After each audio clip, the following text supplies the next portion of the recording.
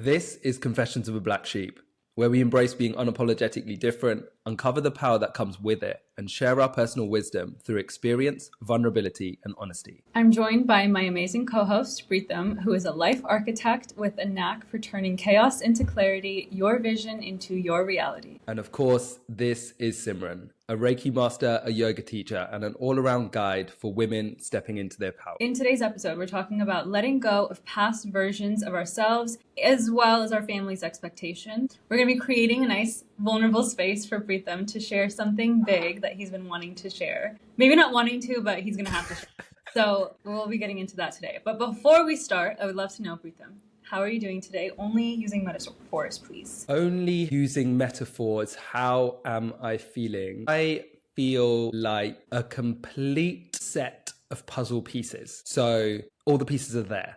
Everything is there. However, it hasn't been put together yet. So I've gathered all of the things that I need to make this beautiful, amazing picture. And the picture is of a sunset over the beach with beautiful sea, fresh fruit, and there's some like greenery to one side. However, the pieces haven't been put down yet. It feels like the outline is down and all the pieces are there. I can see them and they're being placed down in their own time. However, that's how I'm feeling right now. So I feel like everything's there that I need. And everything's there and it's being put together. And week on week, it feels like we've been making some really beautiful progress, especially with all the things I'm doing. However, part of what we're going to share today is that there were some pieces in there that didn't need to be in there. So there were some pieces in there from other puzzles, older puzzles, or a different puzzle, and they needed to be removed. So now everything that is there is what's needed to move forward.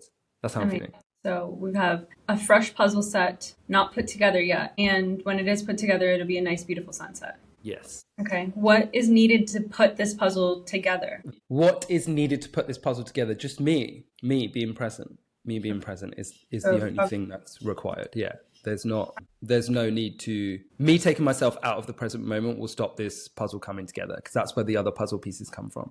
However, if I'm here in the present moment, then this puzzle is going to look stunning. Yeah. Amazing. I would love to hear how you are and only answering in metaphors because it's been a roller coaster. I think that you think it's been a roller coaster. Okay. But this is pretty normal. Yeah? This is standard? Well, maybe not as intensely, but like... So it's not normal? No, I guess not. How am I feeling? Only in metaphors. Today, I feel like a nice, steaming, piping hot, well-steeped tea. But I'm in a teapot. The teapot that has like all of the tea leaves in it. It's a really cute, maybe ceramic teapot, very slender neck because the slender necks allow for a smooth pour versus like a nasty little jumbled pour. That's how I'm feeling today. Okay, so do you feel like the tea inside the teapot? I feel like all of it. Like the whole experience of pouring nicely hot steeped tea from the most incredible teapot neck. Wow. You know, like when you have like this really smooth stream coming out? Yeah, they do that in Morocco. Very long. Like Arabic tea is always poured from very long stouts. That's how it feels. Yeah. So I would love to know what part of you think is your stout. My voice. Your voice is your stout. Okay. And then the tea? The tea is my internal energy. Okay. But that gets poured out of the stout. Okay. Nice. And then how's the tea? Oh, the tea is like, it's crispy. It's a weird word for tea. When I say crispy, I mean like it's good, strong, well steeped tea. Good, strong, well flavor? Oh, okay. Flavor is kind of florally, kind of grassy. It's not like a spicy tea. It's like a very nice, gentle, floaty, floral tea. Did you just explain your tea as grassy and floral? I'm actually good. I don't need any of that. Well, I think it's not being offered to you. It's my tea. Okay, I'm glad. But grassy tea that's not doing anything for me. I have this rose hip and hibiscus tea. I feel like it would be something similar. I feel like rose hip and hibiscus is very different to grassy. I think that when you think of grassy, you're not actually understanding what I'm saying. Well, I'm looking at grass right now. Like matcha would be kind of grassy. Grassy. I'm saying it how you say it. Matcha's earthy. Whatever. Okay, I describe tea as crispy. Yeah, that's true. Matcha is grassy. I just can't so everyone knows. how you say it. Simran also explained when I had my beard trimmed the other day as crispy. So she's explaining the taste of her tea and my beard is crispy. In the UK, we use the word crispy for like a juicy and crispy apple, or like when something's overcooked, a bit like the rice you cooked the other week would be crispy. I hear about this rice every single day. I made biryani for the first time in my life, and I used a slow cooker. Or no, what was it? I used a pressure cooker for the first time in my life. No one uses a pressure cooker. That's all you had. You bought it. No, I want to explain this. The situation is, I haven't cooked in like about a month, right? I've never cooked biryani before. I've never used a pressure cooker. And this is the first time Breed's kitchen was being used. So the gas That's not true. I didn't know how I didn't know how the gas I didn't know how the gas worked. So I'm making biryani, right? With limited ingredients. And I burned the rice at the bottom. The flavor's not great. And I've heard about this rice every single day. And it's been almost 2 weeks. Crazy. I think I understand that it has been a little bit excessive. More so because you assured me that you're an unbelievable cook is the first thing. The second thing is that you got competitive, which if you're bringing that to a competition, like there's no point going, is the next thing. And then the final thing is that I do have to be very, very honest. I'm not just going to throw you under the bus with the quality of the rice, because the soup that you made was unbelievable. It's fantastic. I can't wait to have that again. And the noodles you made the other day were absolutely amazing. However, in 2 weeks, everyone, I've had burnt rice to the extent which there was a thick layer of blackness in this rice. It wasn't just like, you can overcook rice. People do it. It happens all the time. But to create a black layer on the bottom, something's gone wrong. And then I had noodles the other day. The noodles were great. However, there was a block of noodles inside the noodles that were raw. So on one side, I've had burnt food, and on the other side, I've had raw food. But I do have to admit, the soup and the taste of the noodles were fantastic. So I really do appreciate that. So thank you. And I'm making another dish today. You want me to tell you what it is? No. Okay. All right. Well, maybe you'll hear about it if it sucks or if it's amazing. Sure. Yeah, well, you will definitely hear about it. I'm running a 27-kilometer run today, so Simran said she'll hook me up with some food. So I really appreciate the extra love. It means a lot to me. Yeah, it's meant to be a high-calorie, nutrient-dense food. Yes. I don't know why I'm not going to get into this, but we can continue. No, and I think like one of the hardest things when someone chooses to support you, like I deeply appreciate it because I've been on both sides, and you're not on a calorie-dense nutritional diet at the moment. Yours is slightly different, and to still want to help me out, to still want to hook me up in that, like, means a lot, because after 27 kilometers, I don't have much to offer. I'm literally just going to be a sloth. And simultaneously, I love cooking as well. So like, I've really enjoyed cooking food for you. Like, it hasn't been like amazing food. Like, it's just been really simple food, but like sometimes you can make simple stuff really, really cool. So yeah. No, it's been a pleasure. I appreciate it. Yeah, I think we've been doing great with the cooking for each other, because I've been receiving very lightly seasoned, very well cooked vegetables with some sort of protein. So we talked a little bit about optimization and the plan that Preet was creating for me. And I think we said maybe I would give updates each week. So I'm going to give a quick update right now. I think I also disagreed to do updates, so I don't know. But here we are, maybe 2 weeks later doing an update. So in the past week, I was given a full nutrition plan, a full workout plan, and a revisit how you do work and do everything in life plan. And in a week, I have noticed a difference, which I think is actually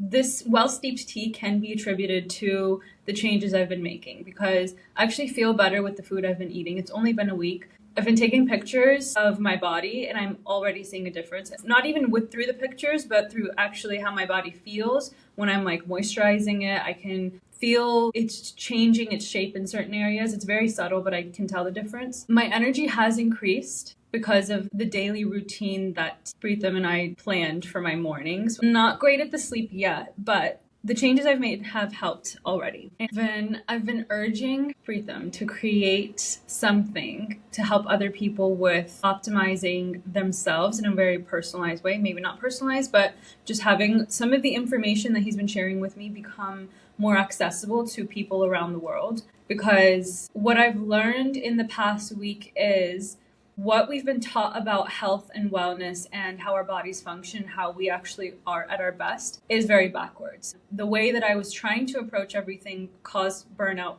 pretty quickly. Actually, a year into me being a solopreneur, I burnt out. And that's fast. And there's no way that I could thrive and expand anything in my life by working in that way. And I honestly wouldn't have known that if I didn't meet you. And if you didn't actually tell me, wait, this is actually really toxic for yourself. So a way that you could probably support Preetam in this is sending him a message that you're interested in learning about whatever information he has to share, because he has the information. He just needs to get it out there. And then maybe knowing how many people are interested in it will help. No, I appreciate that. Thank you so much. And I think there's so many secrets out there that people don't know.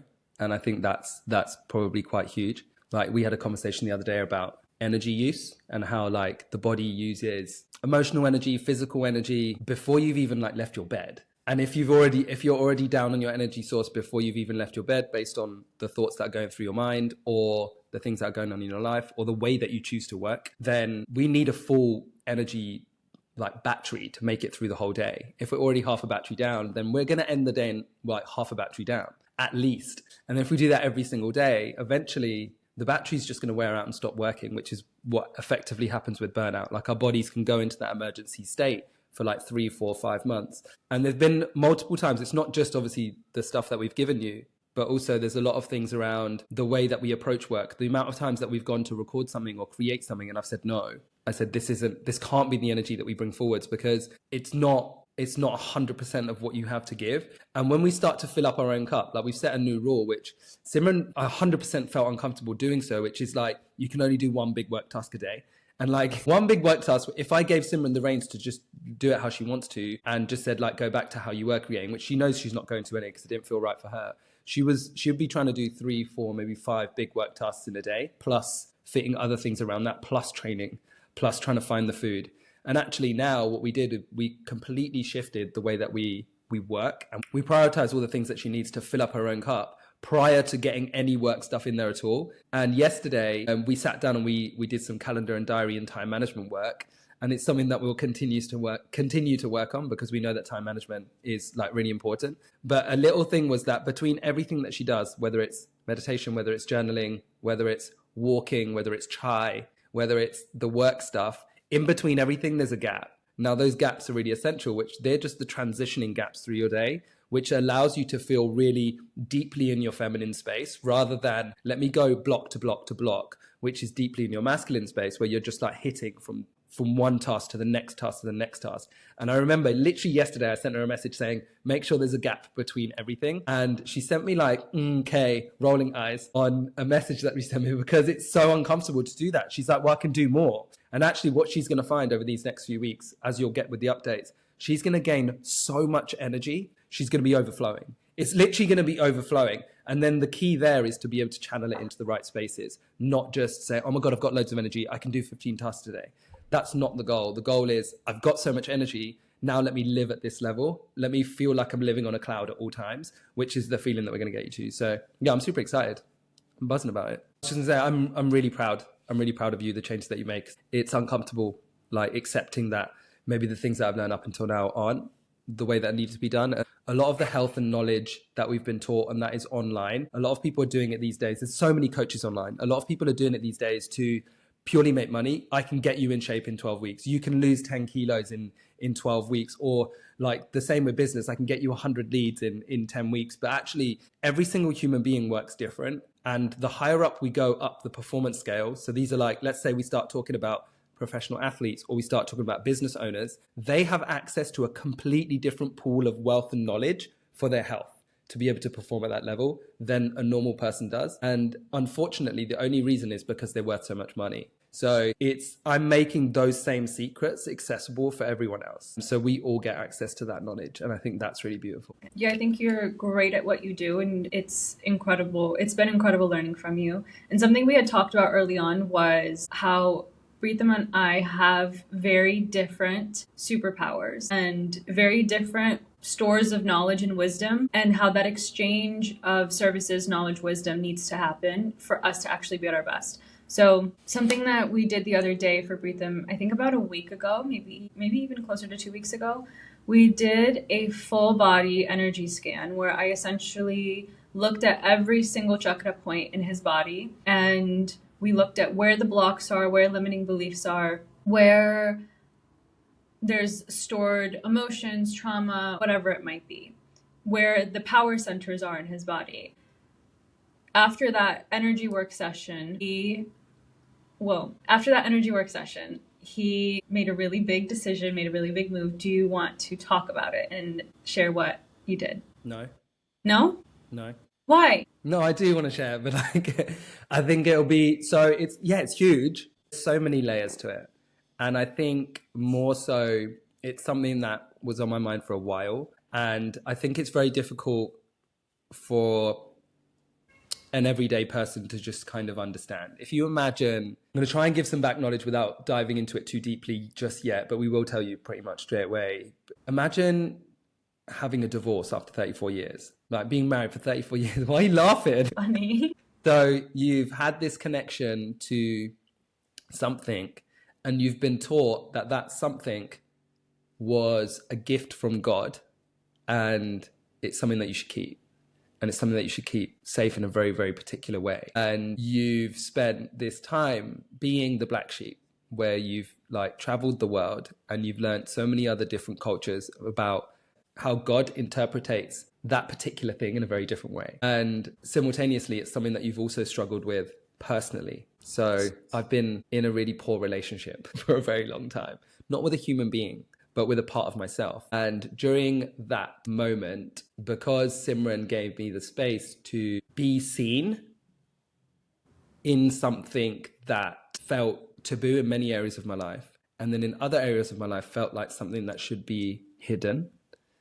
And people want to categorize you. And what I mean by this is they want you to fall into a category. So if you're this type of person, you should fall into this type of... So what I mean by that is people want to categorize you. So if you're a Sikh, you should be a Sikh. And if you're a Buddhist, you should be a Buddhist. If you are someone... So people always ask me, Preetam, it's really confusing. You say that you're spiritual, but then you have this side of you that is like super bougie and you like really nice things. Like I love diamonds. Yeah. And like someone that's spiritual shouldn't like diamonds. You shouldn't have that attachment. I like shiny things. And then at the same time, there's another part to me that's quite gangster. So if someone asked me, what are you? I would say I'm like a bougie spiritual gangster, because I do fall into multiple different categories, but that's not accepted in many different cultures. You need to fall into a certain category and people want you to be there. And for me personally, I'm speaking about this in the longest way, but I decided to let go of a big part of me. And that came off the back of the energy work that gave me the courage to know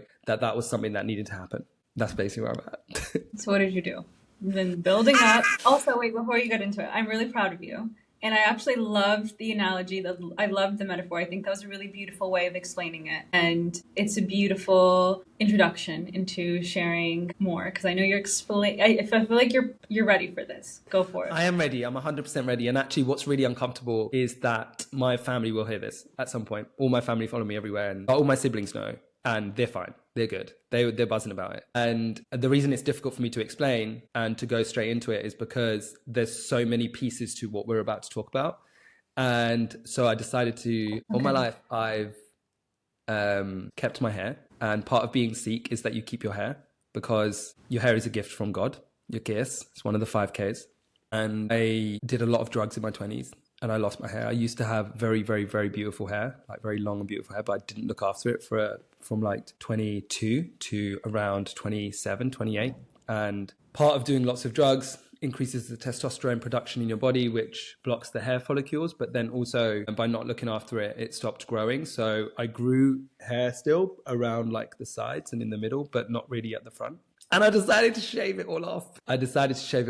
For multiple reasons. One, it was something that played on my mind for such a long time. And it was something that there was so much pressure from one, from the family to keep it. And then two, from Western society, that I had to feel like I had to keep it covered at all times, because it like I was balding in parts. And then the idea of being Sikh and wearing something on your head, there were so many layers to everything. So I decided to shave it all off. Do you guys want to see? Do you want to see?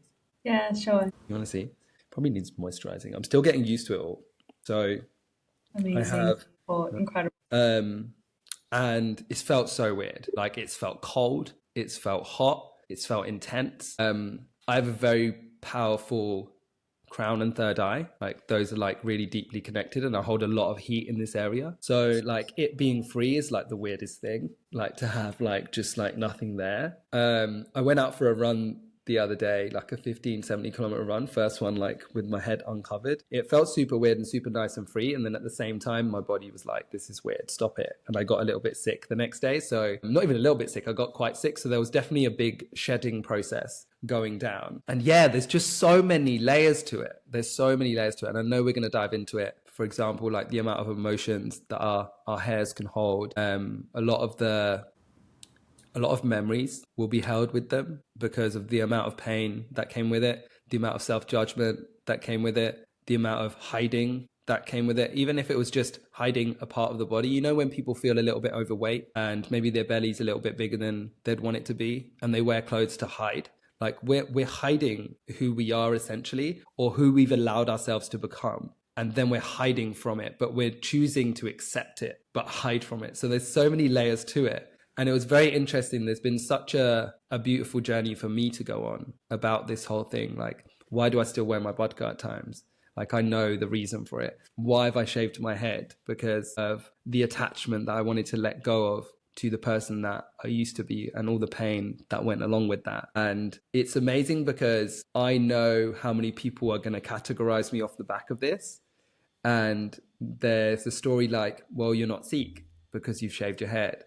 And then, well, why are you wearing this? And actually, the reason that God gives us this, or wear a badga or a bug, so like a turban or a badga, the one that I had on, is because it acts as a crown. The idea is that it's a crown, that you're walking around as royalty at all times. So that's the reason that you wear it. And then I like the idea of the detachment practice from Buddhism. They're like not having the attachment to the way that you look. So instead of categorizing myself just as a Sikh, I can categorize myself as the person that's gone around the world and learned the different lessons from many different cultures and pieced together this beautiful human being. However, I know that you want to dive deeper into this. I think you're doing incredible with opening up the vulnerability and allowing yourself to be seen. And I know this takes a lot of courage to do, to even like take your batka off and like remain on video without the batka when no one's seen your head in your entire life. I haven't seen my head. Yeah, wild, right? And yeah, you're doing incredible, and I'm really proud of you. And I know that it's a very taboo thing to do in Sikhism. And I would love to talk a little bit about the importance of hair and like why it is such a taboo thing for anyone who doesn't understand already. So you mentioned a little bit about this, but I'm gonna just share some factual information. In Sikhism, it's believed that the hair is a natural part of God's creation. And when you maintain uncut hair, it almost symbolizes your acceptance of God's will for you, of you remaining in the natural state that you were born in. Meaning if you were born a certain way, you don't alter anything about your physical body because it is perfect as it is.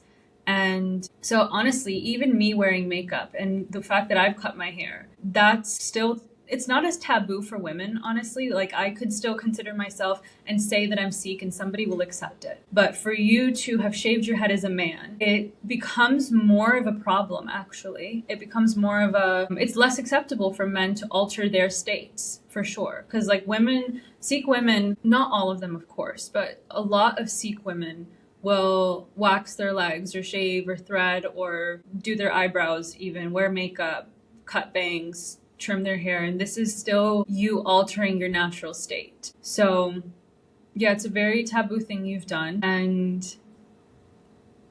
I love the idea of one, not putting yourself into this box of I am a Sikh man and I have to conform to these ideals in order to identify as this. Maybe you don't identify as Sikh though, do you?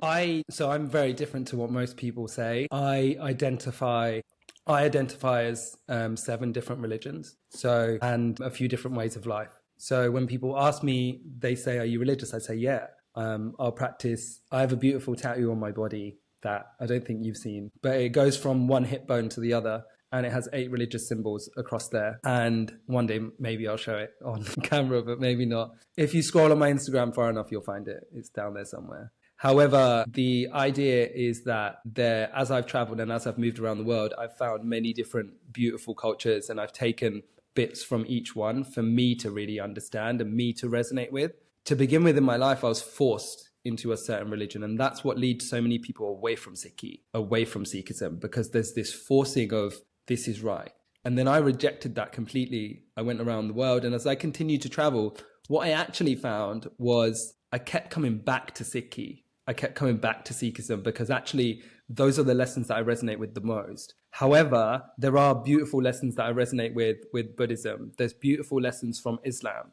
There's beautiful lessons from the Tao in China. There's beautiful lessons in the way that the yin and the yang, like really understanding that there's many different cultures, but you don't have to categorize yourself as one or the other. Instead, you can piece together the things that really resonate with you and allow yourself to thrive in that. And that's what I've done the most. So if someone asks me, are you Sikh? Yeah, 100%. I love it.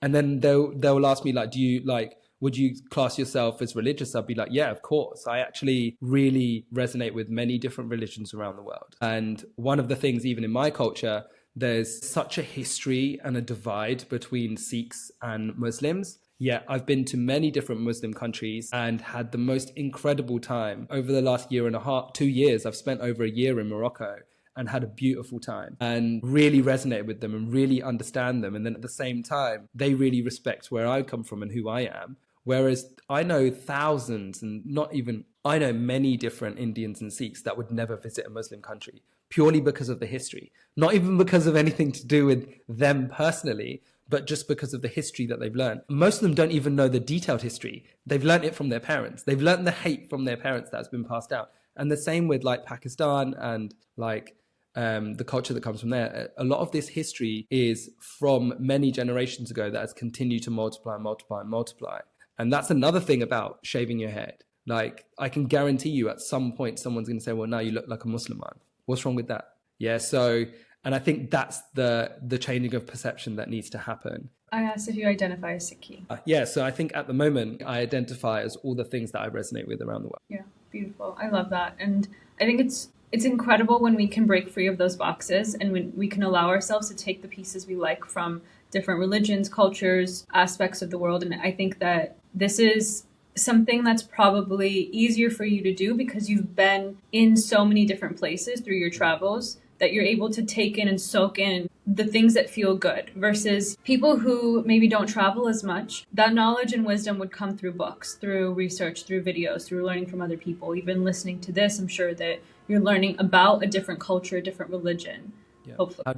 Yeah, that's beautiful. How do you feel about it? Do you feel that you are religious? Would you categorize yourself as a particular religion? I was actually thinking this yesterday because I went to the Gurdwara yesterday, which is a Sikh temple, and I felt so connected, and it was my first time at that particular Gurdwara, but I felt great because I was like, I know what to do. Like, I feel like even though this is a new environment, I still know the intricate details of this environment because it's a temple, a Sikh temple. And while I was there, I was thinking about my own identification as a Sikh person. And I honestly don't know. I think that if someone were to ask me what religion I identify with most, it would be Sikhism. But I also really love and have been shaped a lot by Taoism. I think Taoism might be the biggest. Buddhism. There's a lot of Chinese wisdom that really speaks to me. I wouldn't say I've done enough research on any other religion to feel like I'm deeply connected with it or even that I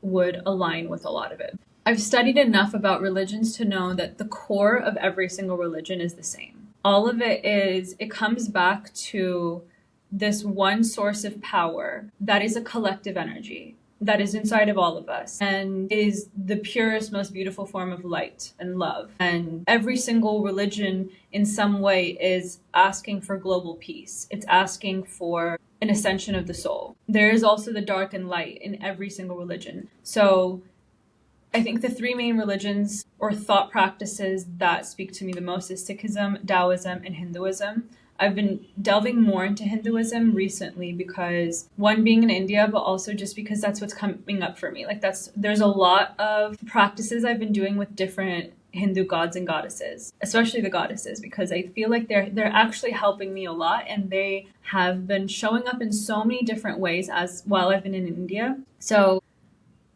I have a hard time just identifying with Sikhism, honestly, because I don't follow the practices at all. Like I don't even know enough about the history to confidently say that this is part of my identity. I love the core values of Sikhism, which is equality, service, doing good for others, doing good in the world. It's the protecting of the people who can't protect themselves. There is a beautiful fighter spirit that I love. The warrior aspect of Sikhism speaks to me so deeply, but I don't follow any of the technical rules. So I don't know. Do you think part of that is the fact that you were born Sikh, that you haven't studied it, that you haven't gone into it in deeper depth? Yeah, I think so. I think earlier in my life, there was a rejection of Sikhism and a rejection of God because it didn't make sense to me, and I was kind of forced into some of the practices. Like the first time I cut my hair was when I was 11 years old, and like I had a really long braid. I was the hairiest kid everywhere I went, and at 11 years old,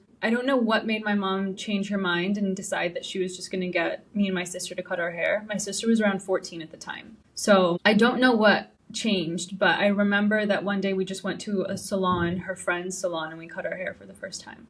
I think that I remember my mom crying and it being a really big deal to her, but I didn't feel connected with it. It just felt like something I had to do because my parents wanted me to, but I never understood why I had to grow my hair out or why I wasn't allowed to cut my hair. I didn't identify with Sikhism at all. I don't even think I was taught enough about it. And I think a lot of it has to do with the fact that my dad's dad, my grandfather, for the second half of his life, he was very religious. He ran a gurdwara, which is a Sikh temple, and he pressured my dad into different religious practices a lot. And my dad eventually rejected all of it, rejected religion as a whole. And I think that impacted me because on one side, my mom was very religious, and then on one side, my dad's completely rejecting it. And I'm like, this is not making sense. I'm hearing two different stories. So eventually, I found God in my own way. The first religion I dived into was Buddhism and Taoism. And then I came back to Sikhism and I was like, this is actually really beautiful. Like, these values are incredible. And the stories I'm hearing are incredible. And the people and the history is so beautiful. And then I learned about Hinduism. And when I was practicing yoga, I delved into Hinduism some more. So at this point, it's a nice mix. I wouldn't say it's like as intense and maybe as deeply mixed as it is for you. Recently, I've actually been looking into Rastafarianism, and it's actually very similar to Hinduism, and I did some research on it, which might be controversial for some people, but a lot of Rastafarian systems and belief systems actually stems from Hindu practices. Even holding the dreads even maintaining dreads comes from a Hindu practice. And if you do deep research, you will find this. When I do shallow level research, it says it comes from Christianity, which is just not true. Before I go into something that will become very politically controversial, we can continue. What do you mean? There's just a lot of controversy around how Rastafarian belief systems were built. Yeah, it's interesting you said that. I'm excited to hear the controversy from that perspective. One of the things I really like about Sikhism is it's the only religion that no matter which country I've gone to or which religion I've learned about, like I've read the Quran, I've read the Guru Granth Sahib. I'm in the process of reading other religious texts as well. And it's the only religion that fully accepts other religions. So whereas every other religion says that you need to be part of that religion to get to heaven, to get to the day of judgment, to be able to move forward. If you're not this, you're not one of the people. There's the chosen ones. There's various different religions that call themselves whatever they need to. And Sikh is the only one that says that every religion in the world, we're all the same, and we just interpretate things differently, and that's okay. Whereas no other religion says that is okay. Mm-hmm. So it actually says that it's okay for people to believe what they need to believe, as long as we're all believing in that collective energy, on that higher power, and we're choosing to serve each other, and we're choosing to protect the people that are weak, and then we're also choosing to help others in need and allow ourselves to live in that way. So that was something that really helped me. And then also really interesting when you spoke about Hinduism, one of the reasons that I came to India last year or decided to come here is during my last So once a year, I will do a deep psychedelic practice on top of all of my other practices. And this allows me to go even deeper to connect with myself. I only do medicines that are from this earth. So I wouldn't do things that are chemically made. And so I did my last mushroom trip. During my last trip, I spent time with the Hindu gods and the Egyptian gods. Those were the two. And those two have never been part of the process, the guidance that I've been following. And then they both came up at the same time. And it was really, really beautiful, but really, really powerful. And it was one of the reasons that I chose to come to India in September. And the journey itself has been fantastic. We went down to Coimbatore to go to Isha Foundation Sadhguru's event of Mahashivratri, and we had the opportunity to go down there, and that was like my first immersion of a Hindu celebration, and it was incredible. It was lovely, but also it was a lot. Like, I haven't seen people praying to a statue before in the way that they were. And like, we were meeting people that were saying God's right there, and I was like, this is new for me. Like, I was like, God's everywhere. I think you actually said God's everywhere to the person, but they were specific, like, God is right there. Yeah. And it was really interesting for me to see that a statue can be built anywhere and then God is there. But that's the idea, that God is everywhere anyway. And with them, they can guide it towards the statue, and that's where God has appeared, wherever these statues get built. So very beautiful, very interesting. I think there's a lot to learn. I still think there's a lot to learn from my perspective before I talk deeper on it. Yeah. I also thought it was really interesting that there's such devotion to a statue, which is like a man-made thing, with the intention of it representing God, but it is not God. And if anything, God, it would be the land more than the statue itself, or even the light in human beings. And I think like that's our perception, because the way that we're raised, we don't worship a deity. We don't worship a face even. Like, there's no face or being that is a representation of God. It is an energy. It is a light source. And yeah, I think there's still so much to learn and for us to open up to as well, and to understand the different ways that God is perceived and God is found for people. Yeah, I agree. Sorry.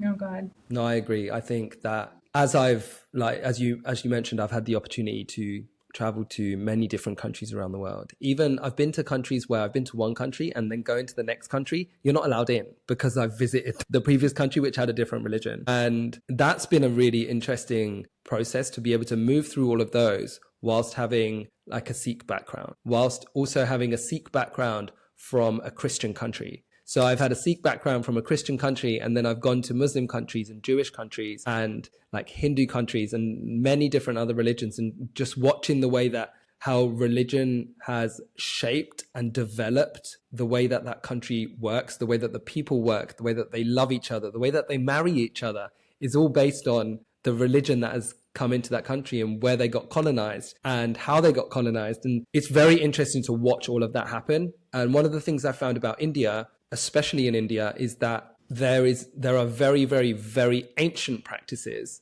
as well as very, very modern practices. So it's got a blend of both. For me, I'm more interested in getting to know more and more of the ancient practices, to know what's been happening for thousands of years. Whereas that's one of the things that I've loved about India, is that there's more ancient practices. I was going to say, actually, is something that I love about India is that there's such a beautiful mix of religions. While there's still borders and limitations between these different religions that are mixing together, it's just incredible, because we're in Jalandhar in Punjab, northern India, and sometimes I'll get into a rickshaw and there will be Hindu gods and goddesses on this rickshaw driver's dashboard, and like these rickshaw drivers will decorate their cars sometimes.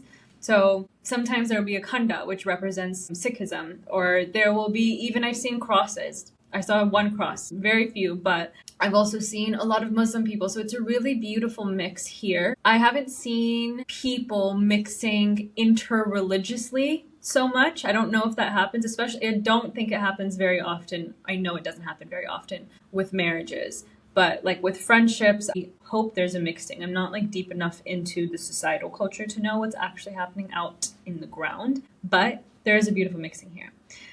Okay, I've loved this conversation about religion, and I have a question for you, a juicy question that I want to get to, because this stemmed from us talking about your hair. So, question for you. This stems from my understanding about removing something from our body, or even adding something from our body, and how that's a really beautiful, deep energy work practice. So what I mean by this is anytime that I have cut my hair, I very intentionally let go of something. A few years ago when I made really big transitions in my life, I had hair down to my butt almost, around my hip area, and I cut it to my shoulders first when I was in Mexico. Growing down there, or it grew that length? No, my hair was so long it was down to my butt almost. I understand, that makes sense. And then I cut it to shoulder length for the first time. That was the shortest I had it when I was in Mexico. This was my first solo trip. I didn't plan on cutting my hair, but I was like, this just feels so freeing. I'm going to cut my hair with the intention of just letting go of all of the old versions of me. And then I came back from Mexico. 2 weeks later, I cut it into a pixie cut. The shortest it's ever been. If I could have gone bald, if I had the balls to do it at the time, I would have. But this was huge because women in India, or Sikh women, just don't cut their hair that short ever, if ever they cut their hair. But that was a big move for me, and it was a big release of something. And that haircut, the intention and energy behind it completely transformed my life within a few months because it was so intense. Also with tattoos, anytime I've gotten a tattoo, it becomes an energetic addition to myself. It is something that I'm deeply ingraining into my body, into my atmosphere, into who I am. And it's done with a really deep intention. And it also transforms the way that I show up in the world after each tattoo. So my question for you, Preet, stems from this understanding of the energy work behind the removal and addition of something. Now, what do you feel like has been removed along with your hair when you shaved your head? What do I feel like I let go of? I feel like I've let go of multiple different things. I feel like I've let go of victimhood. I feel like I've let go of the sense of that I don't have control over the things that I do, what I do with my hair. I feel like I've let go of the image and the perception that was put on me of being like the smelly, hairy Indian kid when I was younger. And then the bald Indian kid that covers his head because he hasn't got any hair. All those layers and places of like, you're ugly or unattractive have been shed away, have been taken away. And then also on top of that, the idea of hiding and keeping something hidden away because I was taught so much that what was there was not attractive and it wasn't accepted. And actually it meant that I was not just hiding something superficially, but I was hiding parts of me internally. And allowing that disconnection or allowing the detachment of the hair to go has allowed me to show myself more fully and to my own self and to other people around me. And that leads to a more authentic version of Preetam, and recognizing that being bullied or having certain perceptions of me, it was okay to let those things go and then create them myself. And I feel like the thing that you're going to see the most is the way that all of this integrates into my life and into my work, and the way that I support other people is going to be massive. Excited to see it, excited to see the changes through actions. And I know that you do speak louder through your actions than your words. So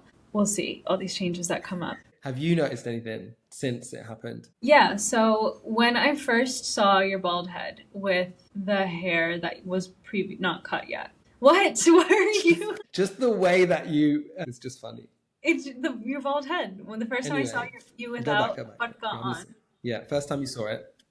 The first time I saw you without a patka on.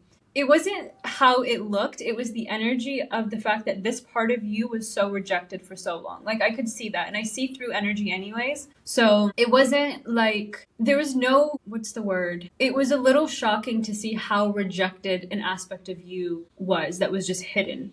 And it was hidden so well, actually. Like your intention was very clear, is I'm hiding this part of myself. And then when I saw it for the first time, I was like, wow, it's holding so much. Like it's actually a very deeply rejected part of you. And then we talked about it. And then we talked about you potentially shaving your head. And the difference I have noticed is there's more of I think it's so subtle in the sense that there's just more of a fullness in yourself. There's a different kind of confidence that comes more intrinsically rather than based on value from the external. And this is also a conversation we had around before you had actually cut your hair. So I think the biggest difference is I can tell you're sourcing more value from your inner world and just the fact that you exist, and that's it. Nothing that you've done, no accomplishments, no achievements. I've noticed that you're stepping more into who you were made to be rather than who you were choosing to become based on the conditioning and expectations you held for yourself. Yeah, I agree with that. I think that often who I became anyway, and who I've chosen to become based on everything that happened to me prior was reactive. And that was reactive based on the situations around me, the society, the community, the environment, the culture. However, it created someone that became the black sheep, went around the world, learned so much. And then there was still an aspect of me, a part of me that was being rejected. So it was still reactive. Whereas now it feels like it's actively moving even further into proactive energy. Like I'm choosing now how I move forwards. And that allows me to create a new baseline into who I become rather than who the situations made me become. Yeah. And something that's so beautiful is when we embrace the rejected aspects of ourselves, it actually transforms so much in the body. Like it's actually true alchemy to embrace, because what that actually does, the energy of acceptance and love of the fullness of yourself will take the shadow aspects of you. The same with what we talked about with the top of your head, but also like that little gremlin we talked about, which no one else has context for, but we talked about a rejected aspect of myself, which looked like a gremlin a few weeks ago. But anyways, it's really beautiful when we embrace the rejected aspects of ourselves, because this is true transformation and alchemization. Because when we look at the emotional frequency chart and we look at the vibration of guilt, shame, rejection of self, it's the lowest vibrations. And then when we look at love, acceptance, gratitude, embrace, the more embracing energy, these are the high vibrational things. So when we take a part of ourselves that has been shoved to the side in the shadows, rejected, suppressed, and when we bring it to light, embrace it fully, take ourselves as we are with full acceptance and love, this transforms who you actually are. And quickly, there's a story I would love to share. When I was really depressed, suicidal, addicted to drugs, I was maybe 22 at the time. I remember I was sitting out on my apartment balcony at like 3 in the morning. I had just gone for a run at like 1 in the morning after drinking a beer because I was just going through it that badly. I remember feeling dangerous. I remember feeling like I am actually so mentally sick right now, I could kill someone. And I was sitting on the balcony in the cold, trying to calm myself down so I didn't actually harm myself or anyone else. And at the time, I was hearing a different voice in my head that was telling me to do really awful things, that was either telling me to harm myself or harm other people. And it was a really mean, nasty voice that I would hear. And for a long time, I was battling this voice. It had been a few months maybe. And I remember I got so sick of it on this balcony that night. And I finally gathered the courage to just ask this voice to come forwards. And I was like, I want to see your face. Show me who you are. Show me the person, the thing that's been talking to me, saying these nasty things this whole time. And I saw this disgusting looking face, really scary actually. And when I saw this, I reached out and I pulled it closer and I put it into my heart. And I said, I love you. I accept you. I don't know what made me do this, but I reached out and I grabbed the face and I put it into my heart. And I remember saying, I love you. I accept you. You're okay. You're safe here. And this face transformed in my heart space from like this nasty looking, disgusting thing to this beautiful swirl of color. And I remember just smiling and feeling so open and feeling love and feeling like I'm actually caring for something. And after that day, I never heard the voice again.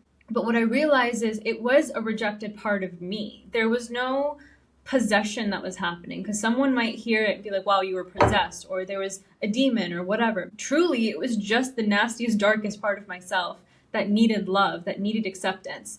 And so each time we find ourselves battling a dark corner in our own being, the best thing you could possibly do is go in with a flashlight and fully embrace it, love it, accept it, and reduce the amount of shame and guilt you feel for parts of who you are. And that's how we find more fullness in ourselves, which is what you've done, Preetam, which is really beautiful, and I'm really proud of you. And it's taken a lot of courage to show up in this way. So thank you for opening up and allowing us to see who you are. It's all good. It's my pleasure. And also, I'd like to ask regarding that story that you just shared. I appreciate it. Thank you. I think that there's also a deep importance whenever these dark shadows and gremlins come up to love that part of ourselves, but also like understand and spend time with to understand where they come from and where the story was created. Showing it love is essential, but understanding where it began and showing that part of you the love as well is like really, really, really important Can you remember when that particular story came up, where it actually began? Because you shared the actual pain and you shared the gremlin, but you didn't share the root.